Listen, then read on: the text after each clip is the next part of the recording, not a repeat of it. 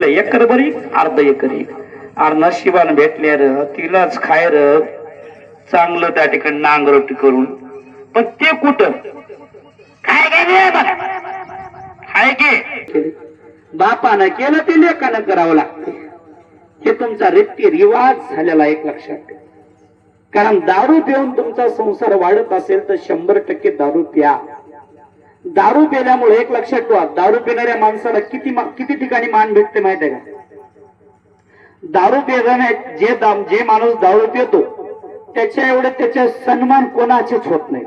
बिन दारू पिणाऱ्याचे सन्मान होत नाही, पण दारू पिणाऱ्याचे सन्मान जास्त होते. बरं माहित आहे का तुम्हाला? सांगू का? तुम्हाला माहिती नसेल सन्मान कुठं कुठं होते. लई ठिकाणी सन्मान असते. खरंच दारू पिणाऱ्या माईच्या कुठं नाही बरं बोलायला. मी कुठं कशाला बोलू? खरं आहे ते सांगालो. काय मला काय पण तुम्ही पैसे देणार नाही किंवा कारभार त्या ठिकाणी खरं सांगायला येत म्हणून किंवा खोटं बोलणार आहेत म्हणून किंवा खोटं बोला म्हणून त्या ठिकाणी कोणी पैसे देणार नाही आणि खरं बोला म्हणून पैसे घेणार नाही मी. म्हणून त्यासाठी मी जे आहे ते बोलतोय, जे देवानं दिलं ते मी सांगतोय. दारू पिणाऱ्याचे सन्मान, पहिला सन्मान, सर्वात अगोदरचा सन्मान, जो माणूस दारू पिऊन घराकडे आला डुलत किंवा त्यानं जर नाही डुलत आलं तरी त्याचे डोळे पिळे सगळं स्वरूप मालकीन बघते. अगोदर डोळ्याकडे बघते. डोळे झाले की चेहऱ्याकडे बघते. चेहरा झाला की कपड्याकडे बघते.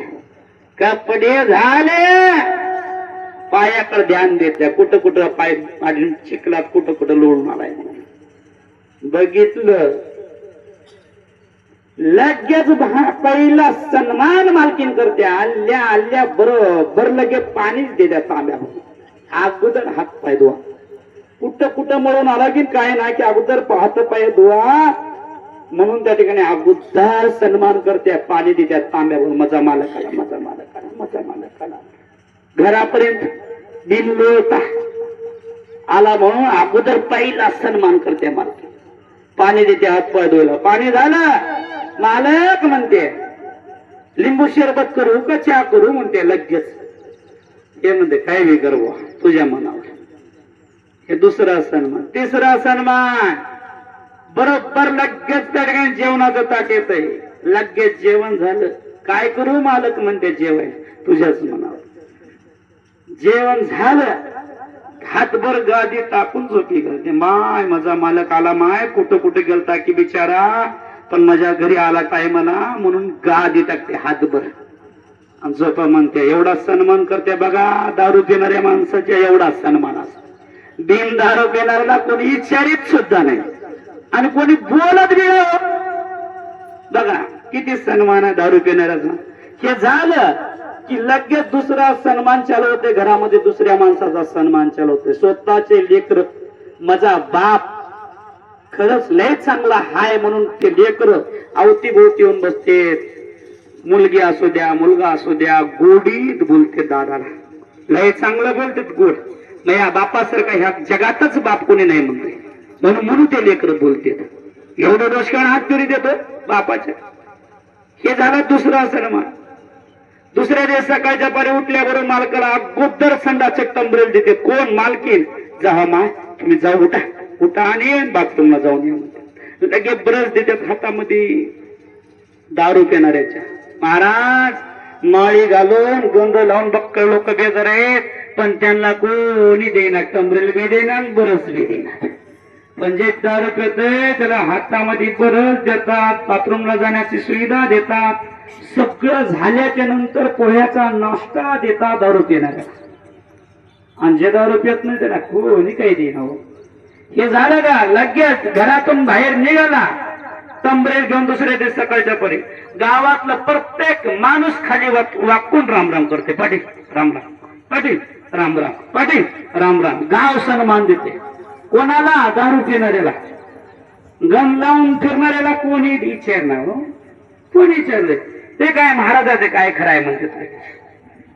काय भानगडाशी बघा दारूत किती महत्व आहे.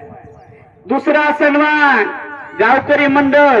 गावातला सत्याची मीटिंग घ्यायची असेल तर जे माणूस दारू अगोदर पित जास्त त्याला अगोदर त्या मीटिंगला बोलितात. म्हणजे शुभ हातानं काम चालू करावं म्हणून त्यांच्या हातानं काम झालेलं ते शेवटापर्यंत चांगलं होऊन जातंय म्हणून त्याला बोलवतात अगोदर. हे नंतरचा सन्मान. एक ते झालं का सप्त्याच्या कुठल्याही गावच्या मीटिंग मध्ये अगोदर त्यांना बोलवतात.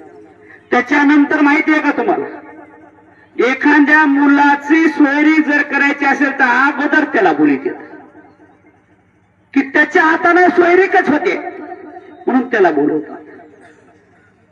दुसरी गोष्ट, एखाद्या मुलगी किंवा नांदायला जात नसेल किंवा नांदून घेत नसेल तर अगोदर त्याला घेऊन जाते. पाटील तुम्ही पाहिजे, तुमच्याशिवाय जमणार. बघा किती ठिकाणी त्याला सन्मान आहे. कारण जिथं झुटत नाही ना, जिथं तुटत नाही ना, जे तोडायचं तिथं सुद्धा अगोदर सन्मान त्याला असतो. विचार करा, दारूत एवढं महत्व लपलंय. दारू बघा महाराज, तुम्ही इबीत लावून पट्टे मारून बघताय का, तुम्हाला कोणी बोली नाही. अवघड झालंय सगळं. पट्ट्याला महत्व नाही, इबीत गंधाला महत्व नाही, पण पिणाऱ्याला महत्व नाही. बघा हे सन्मान, बरं का हे सन्मान तुम्ही बघा. हे झालं का, याच्यानंतर जे कोणता सावकार पैसे देत नाही ते सावकार त्याला पैसे घरी आणून देते. पाटील पैसे पाहिजे का तुम्हाला म्हणतात लगेच, घ्या पैसे. विश्वासानं देते. एवढा विश्वास तुझे दारू पिणाऱ्यावर. बघा एवढा विश्वासिक माणूस असते दारू पिणार. आणि काय म्हणतात वरून लोक माहिती आहे का, दारू पिणारा माणूस लय खरं बोलतय. मग जे सावकार असते ते म्हणते, बापू तुझा भरोसा नाही रे मला, तुझ्या मालकीनला घेऊन ये. कोणाला घेऊन ये सांगते, मी तुला पैसे देतो पण मालकीनला घेऊन ये, नाही तर पोराला घेऊन ये. हल्लं टाळक्यात. म्हणून त्याच्यासाठी दारू पिणारा माणूस जमीन गुंटा घेत राहतो, एकीत नसतो. म्हणून त्याच्यासाठी बाबा दारू प्या, चांगला आहे. दारू पिणं फार, दारूचे एवढे फायदे, तोटा नाही फायदा आहे. आमचा वाघ हसालाय मंडपामध्ये बसून. वाघ ते म्हणतात कारवारी आज दारूच्या मागे का लागला, लागावंच लागते. दारू पासून आपल्या संसाराचं किंवा समाजाचं वाटलं होत असेल तर त्या ठिकाणी आमचं कर्तव्यच आहे सांगायचं, सांगावंच लागतंय. म्हणून त्यासाठी एक लक्षात ठेवा. दुसरी गोष्ट, महिला मंडळ पुरुष मंडळ, आपली खरी प्रॉपर्टी कोणती आहे सांगा बरं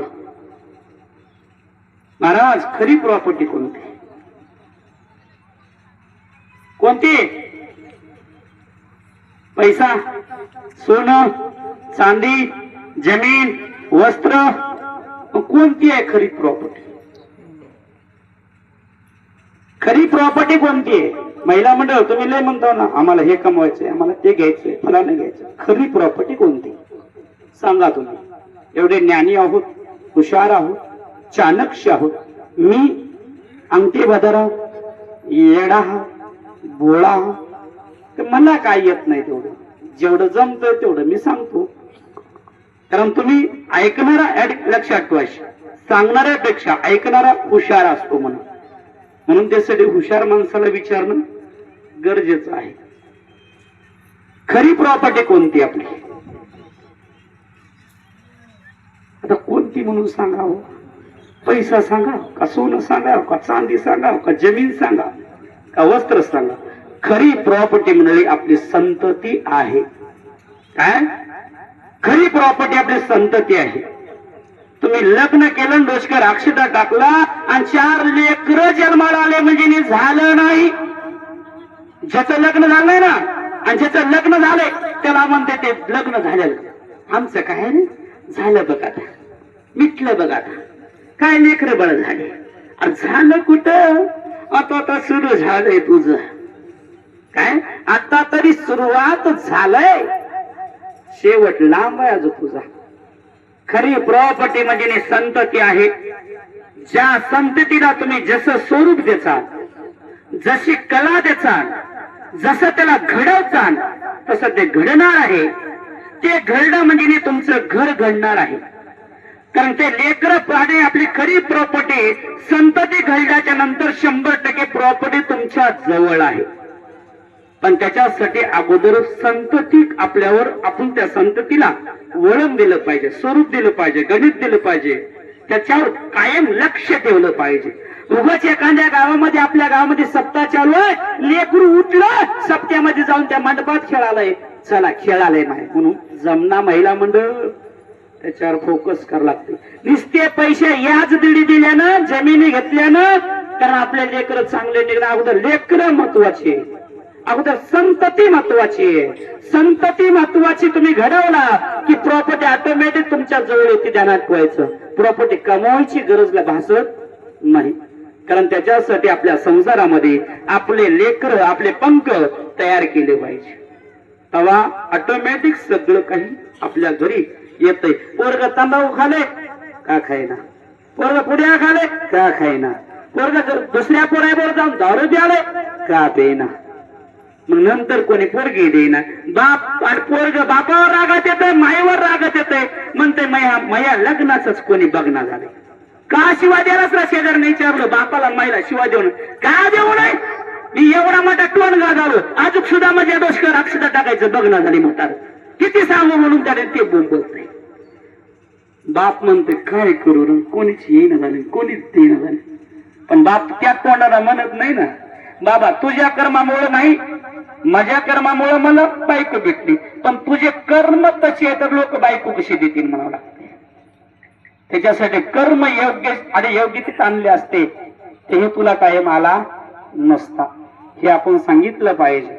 कारण एक लक्षात ठेवा, तुम्ही तुमच्या संततीवर, तुमच्या लेकरा बाळा, आता शाळेला सुट्ट्या लागल्या बघा, आता लेकर काय करणे, काय घेणं, काय करायचं पुढं काही घेणं देणं नाही.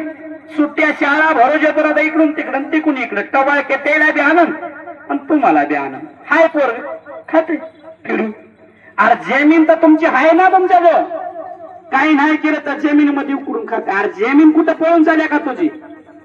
आता लेकरू घडव ना, कुंभारापाशी चिखल नेऊन दिल्याच्या नंतर तो चिखल तयार करतो मातीचा, आणि मातीला चिखल काढून तयार करून कारण चाकावर ठेवतो, त्या काढून मातीचा, त्या मातीचा चिखल चाकार ठेवून त्याला आणि स्वरूप देतो. तेव्हा ते गाडग जसं जसं स्वरूप देईल तसं तसं ते गाडग घडत असते.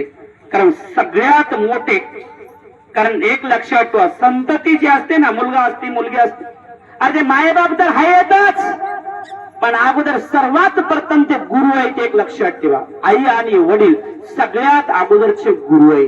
आपण जे ह्या गुरुला त्या गुरुला हुडकीत फिरतो ना, माझा ते गुरु आहे, ते गुरु आहे, ते म्हणजे माझा ते गुरु आहे. तुम्हाला माहिती आहे का, अरे जीवनामध्ये किती गुरु आपल्याला भेटत असतात हे माहिती नाही काही लोकांना.